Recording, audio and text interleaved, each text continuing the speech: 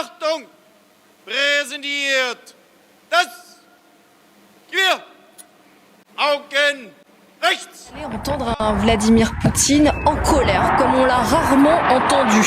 Il a visé directement l'Occident, les États-Unis. Il a annoncé la fin d'une époque qui est dominée par nous, tout simplement. Écoutez-le.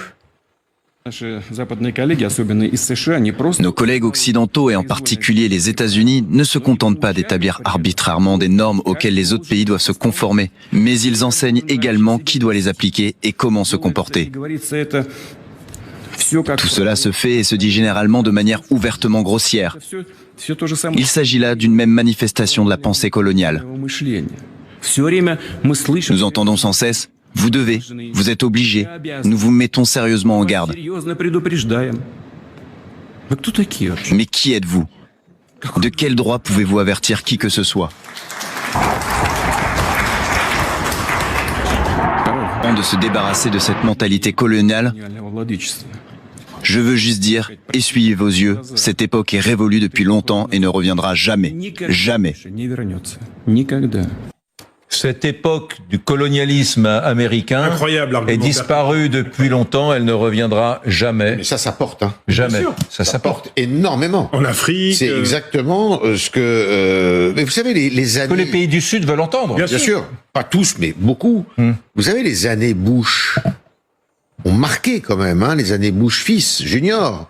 L'invasion de l'Irak, ce que l'OTAN... a décrété dans les années 90 pour le Kosovo. Il y a énormément... Vous pouvez mettre la Libye dedans. Hein. L'initiative en Libye, franco-anglo-américaine.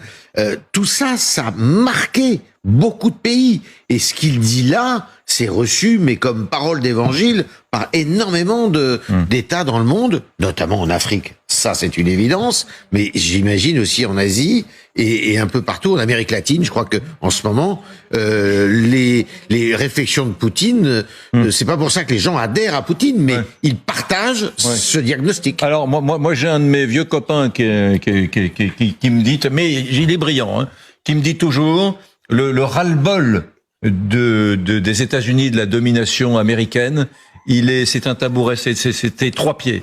Et je suis pas loin de penser comme lui. C'est le beau vieux ras-le-bol de la question du colonialisme postmoderne, américaine, qui est présente partout, sur Netflix, un colonialisme culturel, un impérialisme qui fatigue un peu. Vous voyez, quand vous regardez un film le dimanche soir et que vous devinez, comme c'est un truc à l'eau de rose américaine, vous devinez toujours la fin du film.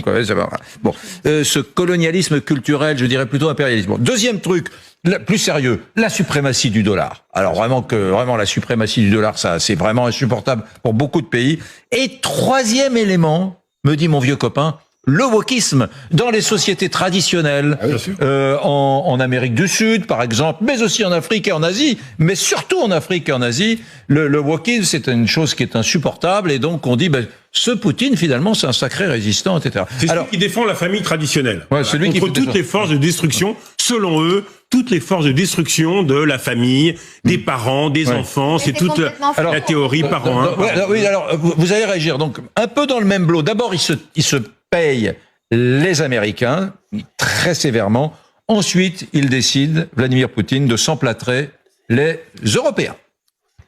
Nous n'allons pas nous imposer à l'Europe si elle ne veut pas de nous. Nous ne la rejetons pas, nous ne nous fermons pas à elle. Vous avez demandé si nous étions désolés ou non. Pourquoi devrions-nous être désolés? Ce n'est pas nous qui avons fermé la porte à la communication commune. C'est l'Europe qui se ferme à nous et crée un nouveau rideau de fer. Ce n'est pas nous qui le créons, mais les Européens qui le font, à leur propre perte et à leur propre détriment. Colonel, en gros, l'Europe est en train de créer un nouveau rideau de fer, mais lui, il y est pour rien. Bien sûr, non, mais alors dans tout ce discours, effectivement, il y a qui est finalement pas très éloigné de tout le discours du djihadiste, par exemple. C'est cette idée de se défendre contre le nouvel ordre mondial, dominé par les Occidentaux et particulièrement par les États-Unis. Et le djihad, c'est ça, c'est une réaction, c'est une défense déjà contre la mondialisation et contre tout ça. Et donc c'est un peu sensiblement le même discours, à part qu'il est porté maintenant par des États, et la Russie en premier lieu, contre à cette différence près, comment dire. Moi, ce que je retiens toujours dans ce discours, c'est son côté négatif.